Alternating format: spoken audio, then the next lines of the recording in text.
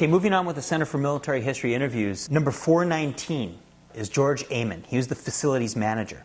He was inside the maintenance buildings in the same location there where Darrell Stafford and Darius and Donald Carter were. But he was inside the building. He saw the event through his window. George Amon's account is also clearly north side when you read the Center for Military History interview, the way he describes it so close. In fact, it was so close to him, he thought he could see the people in the windows. Now, does this discredit him? Does this make you think, oh, there's no way he could be an honest person? Well, you know, deduction and embellishment is a typical eyewitness tendency for innocent eyewitnesses. So the fact that this plane was so close and this was such a shocking event, it doesn't surprise me at all that he would think he saw people in the windows. The place that he saw the plane corroborates everyone else. In the Center for Military History interview, he describes it as turning and gliding and pretty much directly over the facilities, the maintenance buildings there in the parking lot. So I was able to figure out who he was and from the other guys and get his phone number and talk to him on the phone to confirm his account. And of course, it is now 100% confirmed he is a North Side witness. So take a listen to what George Amon had to say. George Amon? Speaking. Hi, George. My name is Craig Ranke. I'm an independent journalist. I was over at Arlington National Cemetery today speaking with a few of your colleagues, your ex-colleagues over there. We've been talking to people, George, who saw the plane on 9/11. We've been documenting basically what everybody saw on that day. And I came across your interview with the Center for Military History. You saw the plane on 9/11, right? That's correct, sir. Going through your Center for Military History interview, it sounds like that you were actually inside your office at the time. Is that right? That is correct, sir. Okay, well, why don't you just kind of give me a rundown of your experience? Yeah, well, I was in my office and I heard this loud rushing noise. Of course, we had heard on the radio that a plane might be coming, you know, or to crash into the White House.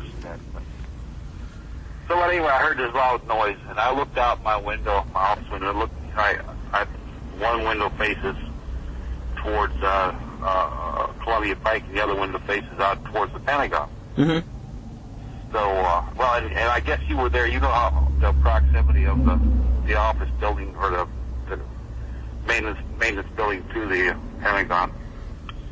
Yes. Yeah. So anyway, I heard this loud rushing noise, man. I'm looking up in the air, and I see the plane is coming right at us. I thought, holy mackerel, they're going to smash right into our building, right? It appeared that it was coming right for us, actually. It was looking like it was coming over here for the buildings where we are over here.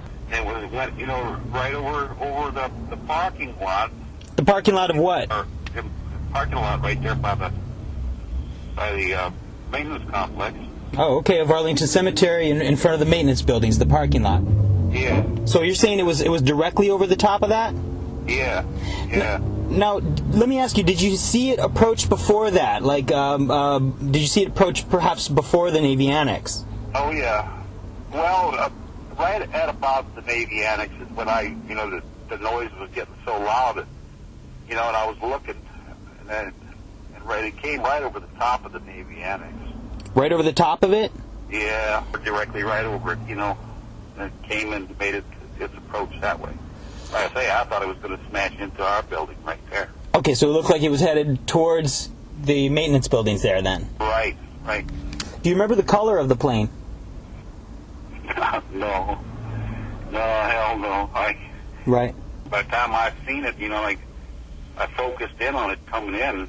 I said, holy Christ, it's going to hit us. And it went right over the parking lot and then blammo into the... Okay, well, let me ask you this. You know where the Citgo gas station is, right? Yeah. Did it look like it was to the north or the south of the Citgo gas station? It was right in between the Citgo gas station and the maintenance complex. In between the Citgo gas station and the maintenance complex. Oh, okay, so the north of the gas station. The parking lot there. Yeah, that's exactly what all the other guys said. So, yeah. Did you happen to see any other planes? After it already hit the Pentagon, because I rounded up all my guys, and we headed up on top of the highest point in the cemetery there, up by Section 8. Mm-hmm. Yeah, and there was like those jets, Air Force, or those Oh man, I can't remember exactly what they're called, but The F-16s you're talking about. yeah. Okay, sure. Kind of jets, yeah. So you didn't see any other planes than that, though? Any other commercial jets or cargo planes or anything? Okay. No. Okay. No. All right, then. So you were the facilities manager, is that right? That is correct, sir. Okay. Then I just want to make sure, because, yeah, we got this interview that you do remember interviewing with the Center for Military History? No. Oh, you don't? No. Oh, because we have this interview that... Like I say, it's been a few years, and man, this is something that I don't talk about it myself, really. Sure. I say even to this day, I'm still saying, God damn it, did I really see what the hell I had seen? You know, Yeah. it's all so unbelievable. Right, no, and I know what you mean, but I'm pretty sure this is you since you're the facilities manager, and they told me, and since of course you are describing pretty much the same thing that was described in this interview, so it says here that you went from basic training to Vietnam in Southeast Asia, where you served as a construction surveyor for the 87th Engineers, and you were in Vietnam for about 14 months, and then came back to the States out of the military and went back to your wife and child in Devils Lake, North Dakota. Is that you? That is correct, sir. All right. Just confirm. I told them all that stuff. Yeah, you sure did. Oh, man, I must have been in shock. The next witness that we actually spoke with quite a while ago. We're going to release the information now. His name is Sean Boger. He's an air traffic controller who was in the heliport tower. Now, this account, he's a well-known published account because he was right next to where the plane would have allegedly entered the building, inside the heliport tower. And he's always been used as a very strong witness for the plane impact.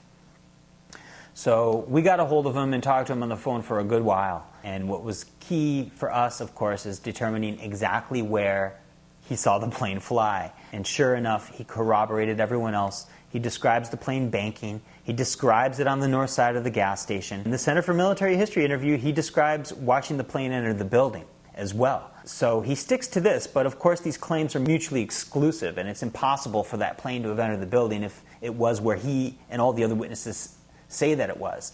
So he also describes the fact that he actually hit the deck and jumped on the ground. Now, he says he did this after the plane entered the building, but clearly if you see a plane approaching you and you're in this little tower and you've got nothing else to do, it makes perfect sense that he would have hit the deck. So whether or not he's actually, well, we know that he has to have deduced the impact. Right. I mean, right below him, you got to remember, is Alan Wallace. The two firemen are actually right below Sean Boger, running, scrambling, diving. One of them diving under the van right in front of Boger.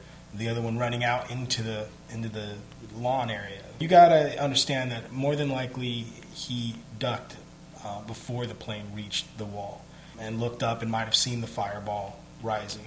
Clearly, he had to stop watching that plane before it reached the highway, and rightly so. I mean, he describes the plane, nose and wings coming right at him, is his quote. So, and you know, that plane on that north path would appear to be coming right at him, or at least, you know, it's going to crash right next to him. And I know most people, I mean, again, the Arlington workers were scrambling and running away as the plane approached them, and they're much farther away. So they, you know, like any person, they think they don't know where debris is going to be coming from and at what speed and at what force. So I know most people in that situation. I know I wouldn't be looking. I'd be running away. So Sean, bottom line, Sean Boger confirms the north side, and if he thinks that there's an issue with us stating that he didn't see the impact, then we need to have him come forward and talk more about where he saw the plane, because this is clearly the important detail here that he needs to consider. The fact that everyone else also saw the plane in the same place as he did, proving it could not be what hit the building. So we're really begging for Sean to talk to us further about it, but unfortunately he after promising follow-up and working with us in general, he never returned our calls again. Or emails. He said he would hook us up with other witnesses, basically, and that never happened. So I can only think that either he got tipped off or he got a little cautious or worried, or I have no idea. He was very adamant about seeing the plane hit the building, so I mean, maybe, I don't know, maybe it's deeper than that. But again, the plane cannot hit the building, the generator trailer, you have to still account for the light poles, you still have to account for the people who saw a plane flying away from the building. So, and we've got one of those. Sean Boger, please. This is Sean. Sean, hi. This is Aldo Marquis. We're mainly trying to recreate the flight path of the plane up till it hit the building. So we're looking for exact details. Okay. And you were driving the 300ZX, right? The white one? Yeah. Okay. Yeah. So usually, I would park beside the tower and walk in, and I was a supervisor at the Pentagon tower at that time. So I would walk into the tower and, we set up everything for a daily routine. And we were just sitting in the tower. A female of mine, Jacqueline Kidd, she and I were in the tower. Actually, we didn't have any flights that morning. But now, wasn't President Bush supposed to come? That's what I heard, is that he was supposed to land there that morning. Isn't that correct? Well, actually, he was supposed to be coming back. I want to say he was coming back in the afternoon. President Bush? So, yeah, but once the plane hit the World Trade Center, we figured everything would be moved up. And we had gotten calls from like the Secret Service and those folks letting us know that he was going to fly back in. Okay. So she and I was like sitting in the tower, and it wasn't unusual for a helicopter or airplane that could fly past the Pentagon and not be talking to us, because the Pentagon actually sits directly behind Washington National Airport, and Washington National Airport actually controlled the airspace. So before we could release an aircraft, and whenever aircraft were inbound, we'd always get a call from those guys, and then they switched communications to us. And so as she and I was just sitting around talking, we heard just a loud noise, outside of the Pentagon. And like I said, it wasn't unusual for like an H-53 to fly past the Pentagon Tower and not be talking to us. Just an aircraft making the transition from like Memorial Bridge or one of those places. And she and I were just talking. I said, I'm just surprised that nobody's ever flown into the Pentagon. And I said, I'm not even talking about a terrorist attack. I'm just saying that, the Pentagon is so close to National Airport, that we can walk out of the tower and look at the airplane and read the bottom of the plane, read the numbers at the bottom. Sure. That's how close the aircraft are. Sure. And she said, you've been saying that for years. And she said, I'll be back. I'm going to the restroom. She said, keep your eyes on the plane. And I said, okay. She went downstairs and went into the restroom. And I just happened to be looking out the window. And as I was looking out the window, I could just see a plane. And it was actually like 3 minutes later, but the plane was coming directly at us. And when I saw it, I was just in amazement. So I just looked at it, and the plane actually just like flew into the building. And once the plane went into the building, I just, I fell to the ground and I covered my head. Let me ask you, how long or how many seconds would you say that you saw the plane for? Before we hit? Yeah. Maybe about,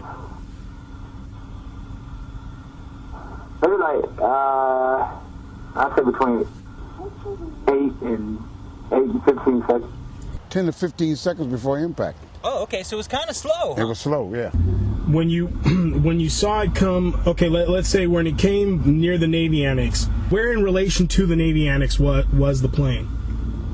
Did it come? When I saw the airplane,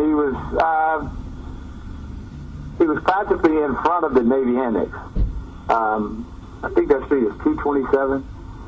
He was in front of the Navy Annex, and I could see like the bottom of might have been his landing gear hit the top of the sign on the street, the information sign that's on the highway.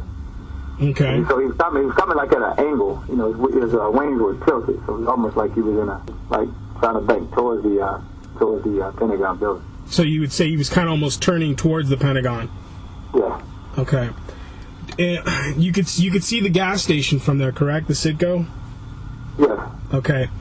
Would you say, which side of the gas station would you say the plane was on as it approached? Would you say it was on the left? As you're looking at the gas station, would it be more to the right, like the Arlington Cemetery side? Or would it be on my right and the gas station's left? If I'm looking out the window, I'm looking towards the gas station, it'll be on my right-hand side. If I'm looking out the window, I'm looking towards the gas station, it'll be on my right-hand side. Okay. So, and if you were at the gas station with at the back of the store, with your back to the store facing the Pentagon, it would have been to the left of the gas station. Okay. So it was closer to Arlington Cemetery rather than the highway, Route 27, right? Yeah. Okay. That's exactly what we've been hearing from. So that it would essentially would have had to have come over the Navy Annex. Essentially, was it over the? Would you have guessed the middle of the Navy Annex, or more to your right, or more to your left? I would say more to the right also. Okay. Okay. So that makes complete sense, and it jives. You know, but what else made a lot of sense to me also is that I was watching a program a couple of years ago, and the air traffic controllers at Dulles Airport were explaining what they had witnessed, and one of the ladies said that the plane actually had circled the Pentagon looking for the White House, and she said that the White House must have been obstructed because he circled back around and hit the building. They said he saw the airplane. And so as I was thinking about that, I said, well, that explains that loud noise we heard. You know, we actually heard him the first time when he flew past the Pentagon. Now describe the tilt that you were talking about as it came, or the turn, or as it was tilting, I guess, to the bank, if you will, or whatever. Can you describe it to me at all in any way? It just seemed like as he was coming towards me, it just seemed like he was tilting the aircraft to his right. It started to bank to the right. Okay. It was almost like not really going in nose first. It's just like almost like at an angle, like a right angle. Okay. So you almost like he was off course and he was turning to straighten out.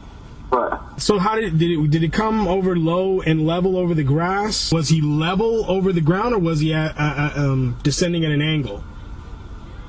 He was actually descending. He was descending. Okay. Yes. Okay. So he wasn't actually like level over the ground, like literally just level, completely flat. No. Okay. Because that's how. It's like he was trying to get control of the aircraft. All right. Did you see the security video, the surveillance video? Yes. Did you see how the plane was low and level across the grass? Yes. And that kind of sounds different than it actually descending into the building. Yeah, I saw the camera, and I know where those cameras are. And an aircraft to me is so big that when something like that is actually flying into the building, I mean, if you low, you're gonna have one view, and I think if you're up high, you're gonna have a different view. And that camera, I don't know if that camera is located on top of the building, or if they took that camera from the gate that we had to go through to get inside the area where the heliport was. Yeah, it's the gate cam. Yeah, I think that's what it was, and that gate cam is no higher than 3 feet. Yeah, and it has the plane low and level across the lawn. Not not coming from a descent. See, I'm like 2 stories up, and as I'm looking at that plane didn't seem like it was. It seemed like it was actually at a point of descent. So if it was, let's say, 3 stories high, it was descending to 2 stories high. So it wasn't. I didn't feel like it was base level. I just thought to me it would be like too big to actually be that low, because he's almost like 10 or 15 feet from the ground if you just go by that video. Right. Okay. And if that's the case, he was taking out a lot more stuff. Like if he was not, I don't know. I think he definitely would have taken out a lot more stuff than he did. Would you say that it looked like it hit low, or that it hit high? I pretty much say it hit maybe between the 2nd and 3rd floor.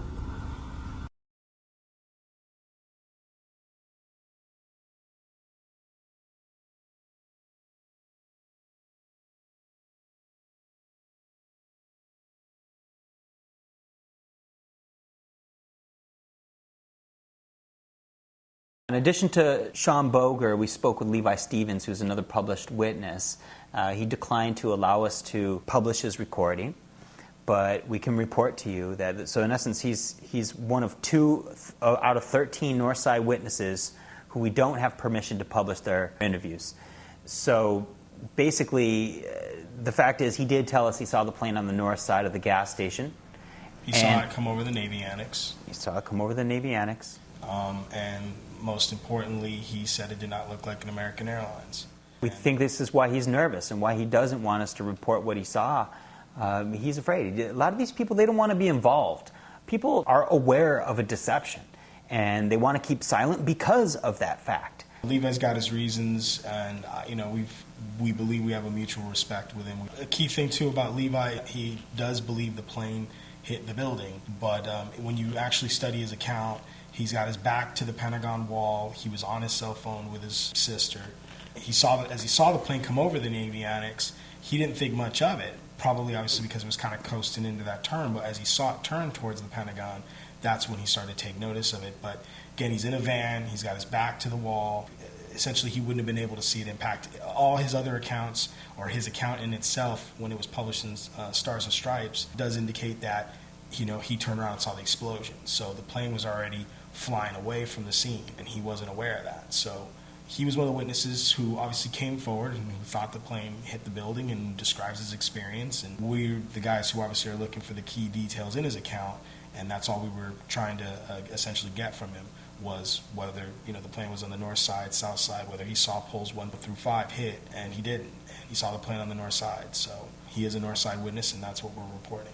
We definitely believe that Levi Stevens needs to be subpoenaed along with all these other witnesses in congressional hearings or grand juries or whatever it takes to fully document where all the witnesses saw the plane fly, since we know these contradictions are undeniable.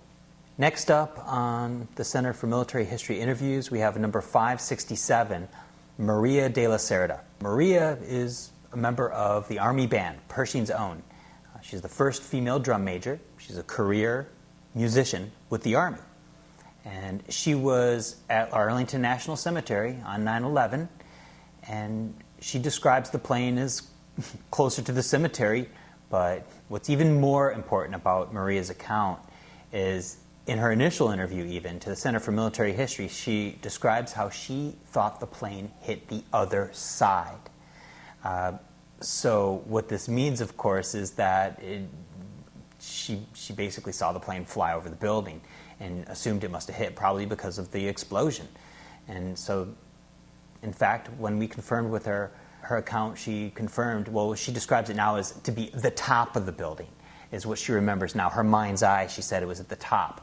So this is 100% contradictory to the official flight path and the official damage, of course. The plane had to have come in low and level to the ground, as shown in the Pentagon 5-frame security video, and be on the south side naturally, but hit at the bottom floor of the building, the first floor.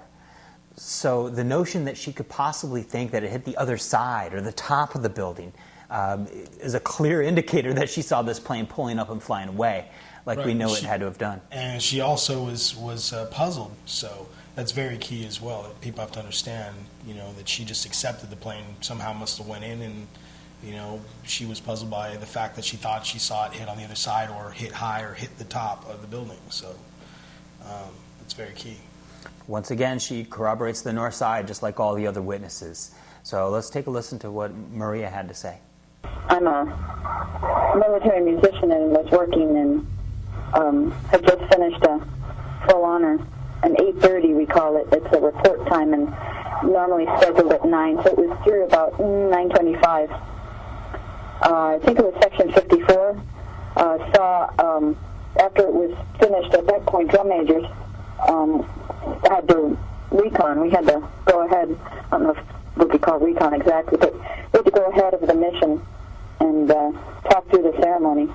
So I was in my 99 Silver Jetta and drove ahead of the band, down ahead of the band. So when they were over, they got on the bus, and one of the bus drivers said he heard 2 planes had hit in New York, and I said, "You're kidding? That's incredible." And as I was walking down the street, I heard what I heard was a sonic boom, what I thought was a sonic boom. But it's not unusual in the cemetery because they have flyovers from time to time, missing man formation, and they use jets normally. And I was under tree cover. Since it was in September, there was still foliage, and I always regret walking the streets, but in order to get my car, I would have walked across Section 54. I chose not to do that at that time. But I looked up, and I didn't see anything until I saw the flash mushroom cloud from the Pentagon. And honestly, it was going so fast. That's why I've often thought I wish I could spend some more time on that image and actually dissect it, because I can't really I don't remember actually seeing the object fly in. I just remember the flash, and at that point I thought it was a missile, because coming from the east were two F-16s, and I did see those two guys, and also there was a platoon of seamen nearby, and I yelled at him. I thought it was attack. I didn't know it was a commercial flight, and that was pretty much it. Right, yeah. A lot of people describe it like that. It just happens so quick. It's really hard for the brain to process everything. So does that mean you didn't necessarily see it approach? It was already basically, but you do remember seeing an object. Yeah, I saw the impact. I saw a fireball. I say mushroom cloud. It was more not. It didn't have the stalk of it. It truly was a cloud from a fireball. Yeah, I saw it, but I don't remember seeing it, if that makes sense. Yeah, no, it does. Let me ask you this. If at all you can process this. Now, you know where the Sicko gas station is located? Yeah. Were you in your car or outside at the time?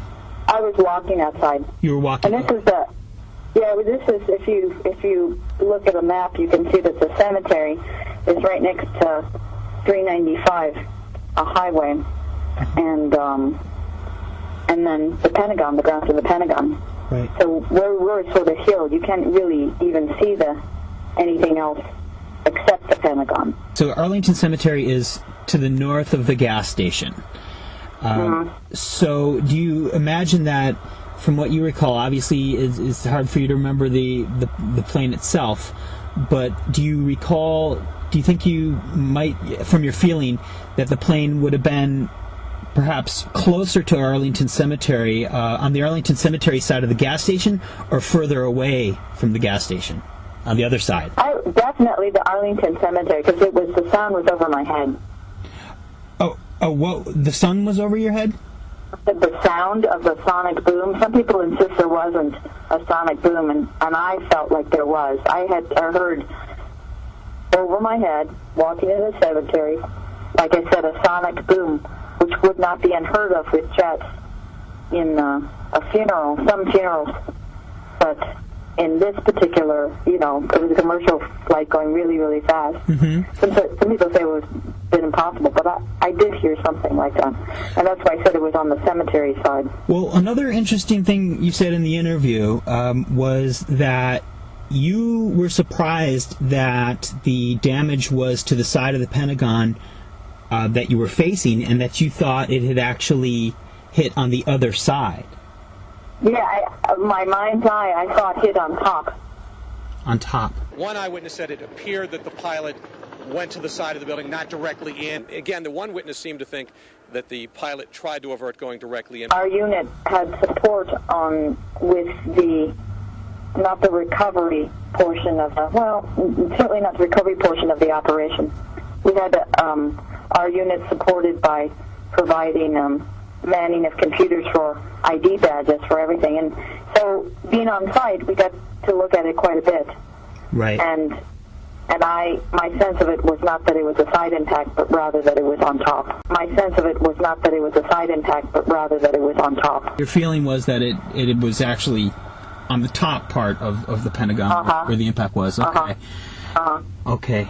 Wow, yeah. But that was where the explosion happened, and that's probably what my eye saw, was attracted to. Did you see any other planes at all, or do you recall anything like at the very same moment of the attack? Other than the impact and the two F-16s? Other than the F, you mean? Definitely not F-16s, right, exactly. Perhaps a different type of... Another commercial? Or any type of jet, a military cargo plane or something around the same time. Anything? No, I don't recall that. Did you happen to actually witness the plane impact the building, or were the trees in the way? I actually saw the impact, but like I said, what I recall is the fireball, and that's all. I mean, I wasn't under the trees at the time. I just, when I was under the trees is when I heard the boom, the sonic, what I interpreted as the sonic boom, like a jet. Okay, but there was like a clear view between you and the actual... And the Pentagon, yes. But at the same time, you recalled you thought it hit the other side, is what you said in your original interview. I said I thought it hit on top. Okay. Well, in the interview you say the other side, but as you recall now, apparently the top, which is actually in essence the same thing. So to you, it seemed it seemed to hit high in the building rather than low. Right, it hit higher than what at the aftermath. We're looking at the building itself. It looked like looking at the impact, looked like it was to the side versus the top. Right. And obviously it was, because the plane was coming out of the side. Right. Or the remnants of it. Now, do you recall at all as far as the placement of the plane being directly over the Navy Annex, or would you say even closer to Arlington Cemetery? I would say over Arlington Cemetery. Okay, so that's it for our North Side witnesses. There's a lot of them, obviously, put together with the initial Citgo witnesses. There should be no doubt in anyone's mind that this is where the plane flew. There's really nowhere else you can go with it. But I want to revisit another important point that we've uncovered here with these interviews. The cemetery workers, the maintenance workers, Daryl Stafford, Darius Prather, and Donald Carter all saw the second plane as well. So we're getting very important clues from them as to the exact flight path of the second plane, or the C-130, piloted by Lieutenant Colonel Steve O'Brien. They all described the plane, the second plane, as coming in seconds after. None of them saw it shadowing or coming in at the same time or veering away immediately after, 3 to 5 seconds after. They saw it, 30 seconds to a minute to 2 minutes later, and that's what we believe really happened. But what's contradictory is that they all described the plane approaching from over Arlington Cemetery. I can't say he came over that building. I'm thinking it was more over the cemetery. From where, though? What direction? Coming from this direction. Back there? So, where did it seem like he was coming from? Let's see. Coming from this way. Now, this is 100% irreconcilable with the 84 Raids flight path of the C-130. We've been saying since day one that the official account of this plane makes no sense with where the pilot himself says that he flew.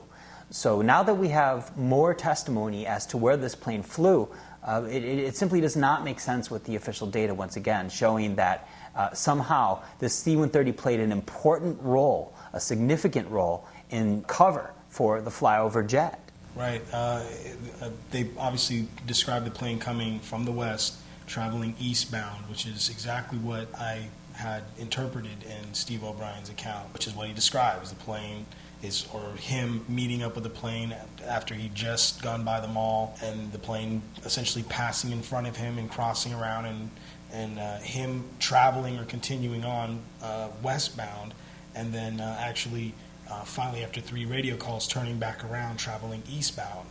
And that's exactly, that would place him right over Arlington Cemetery. So, now the Raids data has the C-130 turning away from the Pentagon back up by the Navy Annex, and all of the Arlington Cemetery witnesses report it further up closer to the Pentagon, or else almost directly over the cemetery, the maintenance buildings over there. So this next key witness did not see the decoy jet approach. He only heard the explosion, ran outside, and then saw the second plane.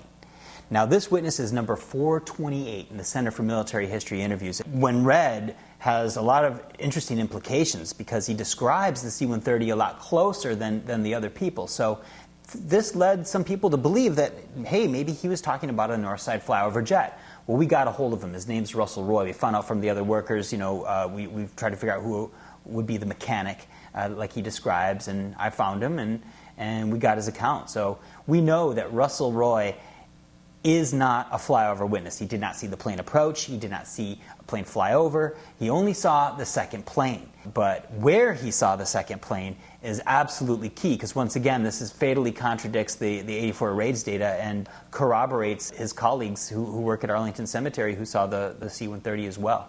We're talking with Russell Roy, Russell, I was asking you earlier, this interview from the Center for Military History, interview number 428, was this you? Yeah, it was me. Why don't you go ahead and tell us your story, just basically how it happened for you on 9/11?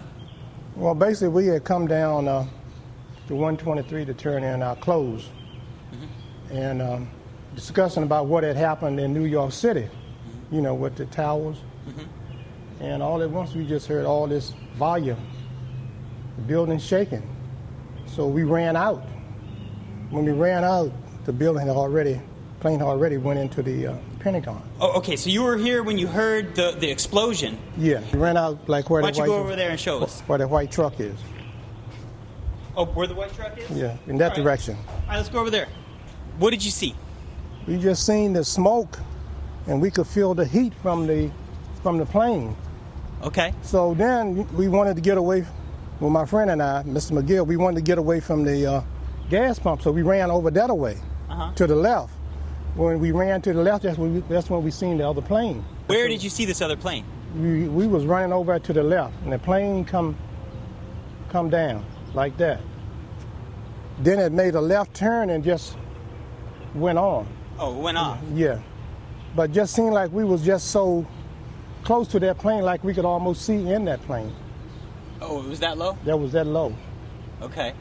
So then the military plane came afterwards, and you know, that was it. So you can't really see the Pentagon from here at all?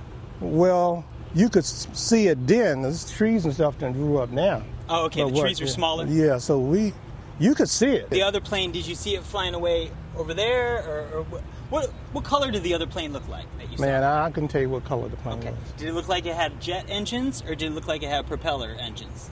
I would say propeller engines. Propellers. How many? I don't know. I really don't know, but I would say it had propellers. Like I said, it happened so quick, and we were scared, so we was hitting the ground, because we said they coming again, and you know we just hit the ground. But it seemed like it came from. It was on the left side of that wall there. Okay. Like that's where it come down. It was on the left side of that wall there. Okay. Like that's where it come down. And it just kind of come down, then it went on over to the left. It buried to the left. So it never really went over the Pentagon? No, it never went over the Pentagon. Okay, you just kind of turned around. Turned around. And just. But it came and buried off to the left. Okay. Then airplane came, like it was chasing it or whatever. The fighter jet. The fighter jets. Okay. Now, did you notice any other planes in the distance? No. Or banking away any other way? No, didn't see no other planes. All right, let me ask you this. Did it look like the wings were swept back, or did they look straight? I would say straight. I would say straight across the plane. I would say straight. All right, and you only saw that for a couple seconds. Yeah, it happened so quick. But it was a second plane. Yeah. A lot of people say it wasn't, but it was a second plane. All right, so we've gotten a hold of the most critical and key witness accounts in the Center for Military History. All of them corroborate the north side. We've established now that the true flight path for the C-130 is 100% irreconcilable with the official story and the official data as well. So, and we got another witness to the DC flight path and the loop that Steve Chaconis saw. Right, William Middleton saw the plane approach in the same loop. Right, like it was coming around to the pattern. Okay. So once again, all of these important points are very key and very fatal to the official story, as well as just the simple fact that the plane was over the Navy annex. So we like to cite all of these claims as important, one being north of the Citgo, former Citgo, two being east of the Potomac, coming from east of the Potomac River, and three being over the Navy annex. If you couldn't see the Citgo station, but you're at the Navy annex property, or like Edward Paik, he saw that plane flying over the Navy annex. Well, this already is irreconcilable with the official data and physical damage, which requires the plane to be on the south side of Columbia Pike at all times, and not over the Navy annex at all. So I happen to speak the 13th North Side Witness, is what we're calling this guy. Terry Marin is his name. He was at the Navy Annex, and his well-known published account has always described the plane as directly over him on the Navy Annex property. Most people like to focus on his parallel claim with the Navy Annex, but clearly heading would be a very difficult thing to tell, particularly from his location, which was just between the wings of the Navy Annex. So he only saw the plane, the belly of the plane, from underneath him. For a second. For a second, and then ran out and saw the tail. So if he saw the tail at all, we're thinking it had to have been as the plane flew over, because if it was low and level with the ground, as it had to be to cause the physical damage, he wouldn't have seen the tail at that point. So after he ran out, he probably saw it after it banked around and was pulling up. Terry Marin works for a defense contractor, I believe, and he's not allowed to give formal interviews. I went to his house, knocked on his door, talked to him in person for about an hour, and confirmed the details of his account in person. He said off the record, but I can report from personal experience what he said, and there's no way the plane could have been on the south side of Columbia Pike, and it had to be directly over him. And he states that he could not tell that it was an American Airlines plane because he only saw the belly. So these are all important points, and therefore really mean that what Terry Marin saw on that day is 100% irreconcilable with all the official reports and the physical damage, and he corroborates the north side claim just simply by placing the plane over the Navy Annex. So with all this evidence and all these witnesses, it leads to the number one question that people always ask us: where are the flyover witnesses? Well, we have an honest-to-goodness flyover witness. He's officially validated in the Library of Congress and now independently confirmed by us. His name's Roosevelt Roberts. He's another Pentagon police officer. He was in the Pentagon at the time of the explosion, so he did not see the plane approach at all. He did not see the Pentagon attack jet on the approach or before the explosion at all. He heard the explosion when he was inside the Pentagon. And felt it. Felt it. He was only a few steps away from the outside of the building. So immediately after the explosion, he ran outside, of course not knowing what had just happened, and he saw a plane flying away and banking instantly, very low. He claims less than 100 feet. So this could be no other than the flyover jet. It would have to be because of time, the proximity that it was to the explosion at the Pentagon. And he describes a jet. And how low it was, of course. Right. And a jet. He did not see a C-130. He did not see a cargo plane, and he's very explicit in this. So Roosevelt is a true honest-to-goodness flyover witness. That's all he saw, was the plane flying over flying away from the building, proving, of course, that all of the north side claims are 100% accurate. Right. He thought it was a second plane. That's key. That's what the whole purpose of the second plane story was. He describes a second plane, and fortunate enough for them, and I don't know if his interview has been edited or not, but he doesn't explicitly say a jet in his Library of Congress interview, which is why it didn't tip us off and didn't tip off probably a lot of people. But the key was he saw this plane immediately after the explosion, thinking there was a, quote, invasion.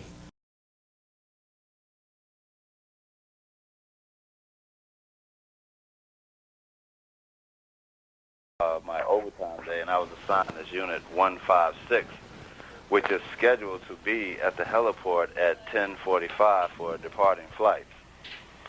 So I was doing my reliefs and making my way through that, coming towards that side of the building, and I stopped at the south loading dock, and I relieved one. As I was sitting there, there's a TV that's right there, and all of a sudden a news flash came across the TV and said the World Trade Center has been bombed. And first thing came to my mind is New York City, because I'm from New York, and I started thinking about my parents. So after I thought about it, I looked again, and they said that it was another plane coming on the television. And then my sergeant, Sergeant Woolridge, Woody, he called and he said, "Hey, Rob, listen, we're going to Threadcon Delta." As I hang up the phone, the plane hit the building. It all came at the same time. Watching the TV, it was almost timed for preciseness. So as I hung up the phone and I ran to the center of the dock and I looked up and I saw another plane flying around the south parking lot. It's about like 9:12, 9:11 in the morning. And then there was dust and stuff coming from the ceilings, and you could hear people screaming. So what I did was I turned around and I drew out my weapon. I didn't know what was going on. I thought we was being invaded. I didn't know what was happening. When we first contacted him, he was in his car, I believe, on his cell phone. He said, he was gracious enough to say, "Yeah, I'll give you guys an interview, sure." He said, "Give me a call back." Before we let him go, we wanted to ask him about his account about being on the loading dock and seeing this second plane. And he was cool enough to give us an interview and answer our questions on that. On the spot, On the basically. spot. And all the details we got were specifically about this second plane that he saw after the explosion. He promised to follow up with us and draw the flight path of the plane that he saw and exactly where it flew, because to be honest, it's a bit confusing from where he claims it banked around. In that call that we had with him, we basically were supposed to follow up with him at about 2 o'clock. We tried calling back. We got his email address as well. We tried calling him back, 2 o'clock. He wasn't available. Called him the next day. I spoke with him. Didn't record it, but spoke with him. And I asked him again, did you see, or was the plane that you saw, the second plane you saw, the jet, an actual, commercial aircraft jet that you saw? He said, yes, sir. So, I made it clear to him, we're trying to find out exactly what this was, and it was not the C-130 that he saw. And he did not see the plane approach. And he does not describe a plane approaching. He describes a plane over the south parking lot, banking away, turning away from the scene, actually going, from what it sounds like, he may have his directions a little mixed up, but he has it going back around to the mall entrance on the other side of the Pentagon, which would basically be kind of a U-turn. After that, it was clear he was avoiding us. He would not return our calls. He would hang up when he found out it was us. After a while, we thought, okay, he's tipped off, or he thinks something's up, or he thinks we're conspiracy theorists, or who knows. We have no idea what he was thinking, but I called him on, I believe, a Saturday night. It was probably about 9:30 his time. He finally took the call. Right. He picked up the phone. I asked him, I said, Roosevelt, this is Aldo Marquis. I said, can you hear me out? And he said, go ahead. And I said, is there any reason why you're avoiding us? And he said, well, I've been busy, so I just haven't been able to talk to you. And so I basically just kind of went into things with him. And I said, well, look, your account's very important, and just going to explain to you and be honest with you what the implications are of what you saw and what we've already discovered. And so I started to lay it out to him, and I confirmed, and I asked him again. I said, are you sure? The plane that you saw, are you sure it's not a propeller plane or a C-130 like that? And he was sure, and it wasn't a C-130 in the position that they describe it as over Arlington Cemetery, and it wasn't a plane at a high altitude. It was close, it was low. And well, even the official data doesn't have the C-130 flying where he saw the plane. So it could not have been. His timing, nothing that he says makes sense with anything other than a flyover. Absolutely. And the bottom line is I explained to him what the implications were. And he still agreed to give us an interview. An on-camera interview, in person. He said he would do it. It was scheduled on June 8th, a Sunday at 9 a.m. I said, look, my partner will give you a call to confirm everything, get your address and all that stuff. We'll set up an interview. Turns out he backed out. I called to confirm, and he had changed his mind. He's scared. We know he understands the implications and that he prefers to stay as quiet about it as possible. Naturally, we have no choice but to report this because of the dire implications, and we're sorry that Roosevelt had to see this, and we're sorry that he doesn't want to be involved, and we don't blame him for that. But it's our duty as citizens to report this important information, and we can't cover it up. There are people dying every day because of this fraudulent war on terror. So the implications here are just way too great to keep any of this information silent. So we will bring it out. It's our absolute responsibility. And we apologize to the witnesses. But the implications are not our fault. It's not our fault that the North Side claim proves a military deception on 9/11. We can't help that. We're merely reporting what the witnesses said.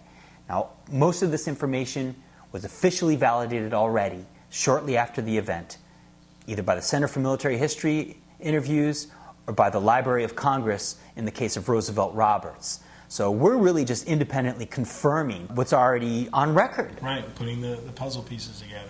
If the plane was on the north side, the only logical conclusion is that it had to fly over the building or fly away from the building. It could not have hit the building. It cannot show up low and level, skimming across the lawn 6 feet above the ground. It can't hit the light poles. It can't smash pole number 1 into Lloyd's cab. With Roosevelt, he understood the implications. He knew what it all meant. He asked me, did anybody see the second plane? Did anybody else see the second plane? And because he still was referring to it as the second plane. And at that point I said, well, yeah, we're sure other people saw it. The problem is that it's not a second plane that you saw. It is the plane.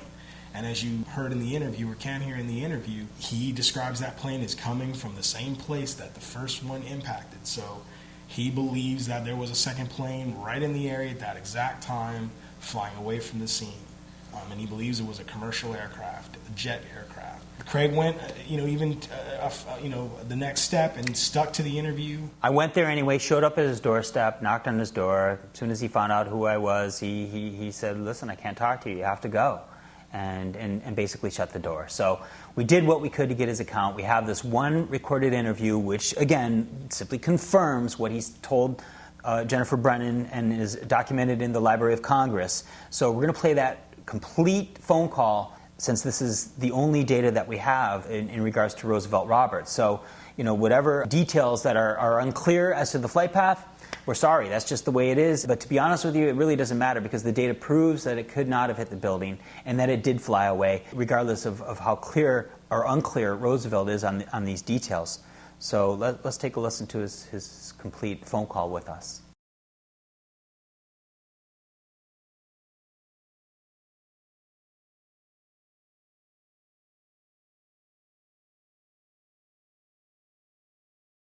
Hello, Roosevelt?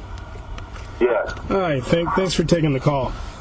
Okay. I just we had been listening to the recordings that I guess Jennifer Brennan, which is the daughter of one of the other police officers there, what I guess she had done with you guys. If I can, really quick, just if you can, just tell your story. Hold on 1 second. You caught me driving. Okay, well, you know what? Let me just ask you a couple of quick questions. There was mainly a couple of specific things. When you had mentioned right as you hung up the phone, you ran outside. Which parking lot? Which dock were you at? I was in South Parking, and I was at the East Loading Dock when I ran outside and saw the low-flying aircraft above the parking lot. Okay. Was it a jet, or was it do you remember what kind of plane it was? It looked like to me at that time a large aircraft liner. It wasn't a jet. It was a commercial aircraft. Okay. Did it have propellers, or did it have jet engines? It looked like jet engines at that time. Jet engines. Okay. So how close were you to running outside? Because this seemed to be pretty quick, at least from what your account sounded like. It sounded like literally the explosion happened and then you ran outside. I mean, do you remember how many seconds it was when you heard the explosion and then saw that plane? From the time the explosion hit till I ran outside. It's a loading dock, and you can run right out to the look out and look off. And then you see the flickering lights inside the area, and then real quick I realized that it was some sort of attack and there was going to be a countermeasure with it. Right. So how many seconds would you guess? Maybe 10 seconds tops. 10 seconds tops? 10 seconds tops. So you heard the explosion, and 10 seconds later you were outside and you were able to see that plane? Correct. You could see that plane just as clear as day. Couldn't miss it. What color was it? Do you remember? It was, to me, at that time, it looked like it was silver in color. Like silver in color, but you saw it over the south parking lot. Right, around the lane 1 area, and it was like banking, just above the light poles, like. Okay. And had been no more than 50 feet. It was less than 100 feet. Wow. And do you remember how many engines you saw on it? I couldn't count for the engines. And was it moving fast? Oh, it was moving extremely fast. It was like maybe you saw that aircraft maybe for like a quick 5 seconds. For a quick 5 seconds. But you you saw it over the south parking lot, over lane 1? In the south parking lot over lane 1. Okay. Do you remember which direction it was headed? Coming from the 27 side, 27 heading east towards D.C., coming from that area, it was the highway. If you were to come up 395 north heading towards the Pentagon and you got off in South Parking, you were like right there, because 395 went right into 27. So from where it headed away from the Pentagon, which direction was it heading?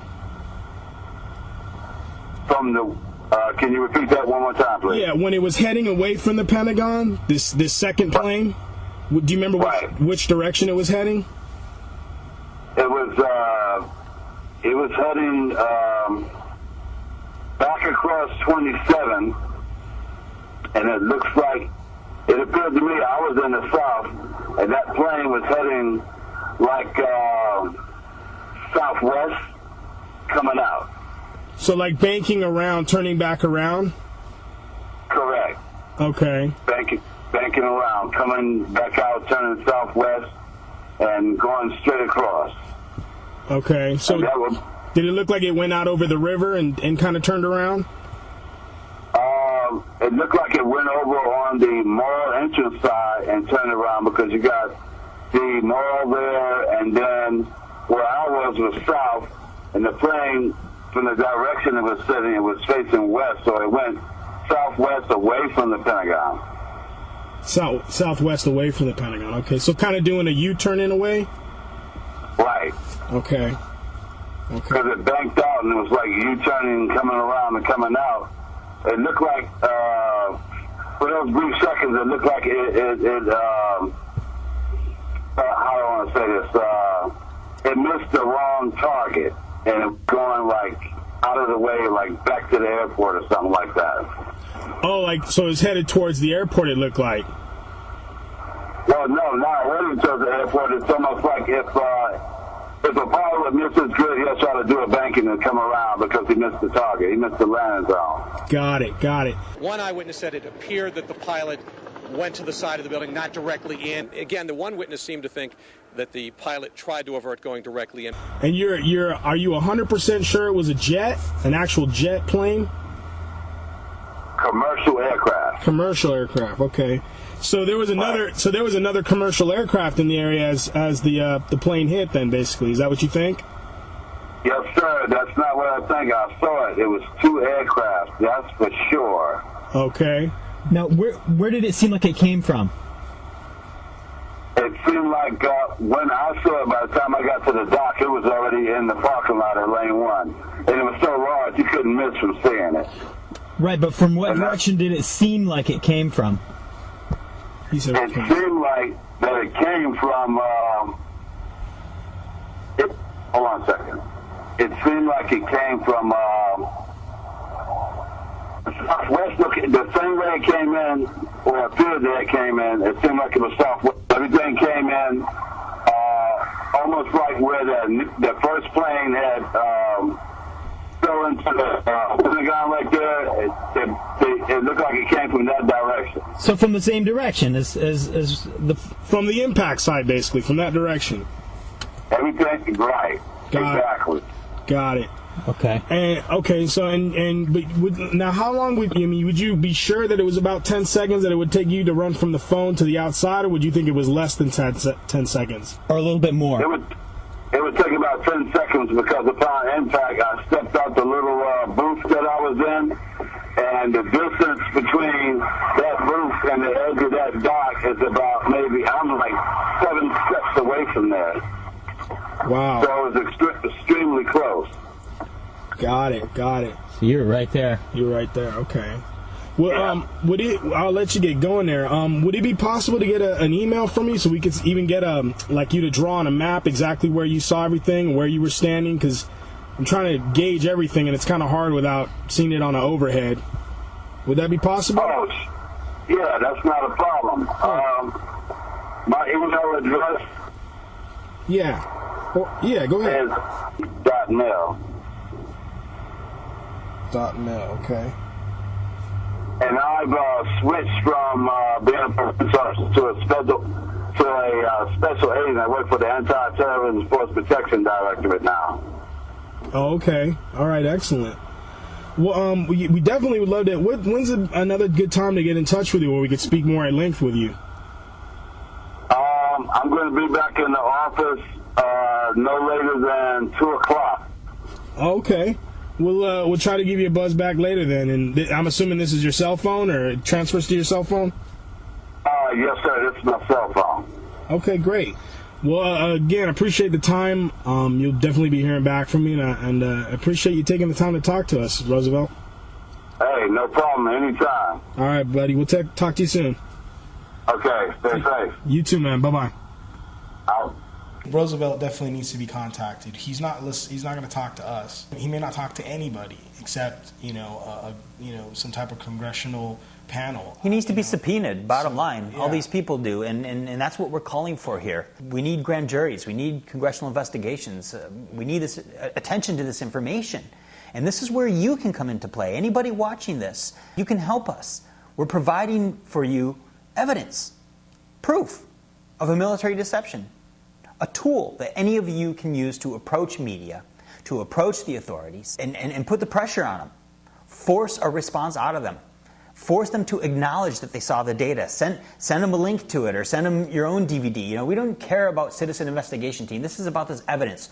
Force individuals within media and authorities to acknowledge the evidence, acknowledge that they're aware of it, and once they are, hold their feet to the fire. Tell them if they do nothing about it, this will be documented. We have to put together a list of the people who are ignoring this information, because I'll tell you what, once you have knowledge of a crime and you do nothing about it, that's obstruction of justice. So that's a crime within itself. So we can tell these people that, listen, eventually if you ignore this information and do nothing about it, you will be prosecuted. I mean, we've got information from Pentagon police officers. Why isn't the Pentagon police doing something about this?